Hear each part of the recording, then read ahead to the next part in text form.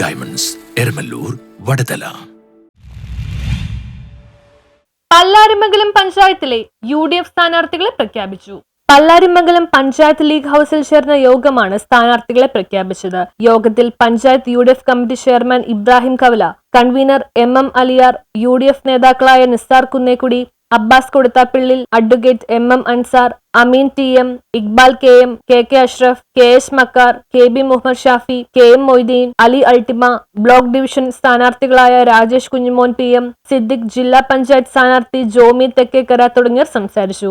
ആസന്നമായിരിക്കുന്ന തദ്ദേശ സ്വയംഭരണ തെരഞ്ഞെടുപ്പ് പല്ലാരിമംഗലം ഗ്രാമപഞ്ചായത്തിനെ സംബന്ധിച്ച് വളരെ നിർണായകമാണ്. 5 വർഷക്കാലത്തെ കലുഷിതമായ പ്രതിപക്ഷ ബഹുമാനമില്ലാത്ത വികസനത്തിൽ അനാശാസ്യകരമായ പ്രവർത്തനം നടത്തിയ ഒരു മുന്നണിക്കെതിരെയുള്ള പോരാട്ടമാണ് ഇവിടെ നമ്മൾ തുടക്കം കുറിക്കുന്നത്. തീർച്ചയായും മറ്റിതര പ്രദേശങ്ങളെ അപേക്ഷിച്ച് ജനാധിപത്യത്തിൻ്റെ ഈറ്റില്ലവും പോറ്റില്ലവുമായ പല്ലാരിമംഗലത്തെ 14 വാർഡുകളിലും 2 ബ്ലോക്ക് ഡിവിഷനിലും ജില്ലാ പഞ്ചായത്ത് ഡിവിഷനിലും ഏറ്റവും ആദ്യമായി സ്ഥാനാർത്ഥികളെ പ്രഖ്യാപിക്കാൻ കഴിഞ്ഞ ആത്മവിശ്വാസത്തോടെയാണ് നാം. പഞ്ചായത്ത് വാർഡ് സ്ഥാനാർത്ഥികളായ Naji Jabbar, Jameela Ali, Fathima Majeed, Jasmine Shanavas, Ansari KA, Neenu Moideen, Anilkumar, Siby PP, Muhammad KA, Shoukath Ali MP, NK Muhammad, Muhseena Shihab, Nisamol Ismail, PK Moidu തുടങ്ങിയവർ പങ്കെടുത്തു.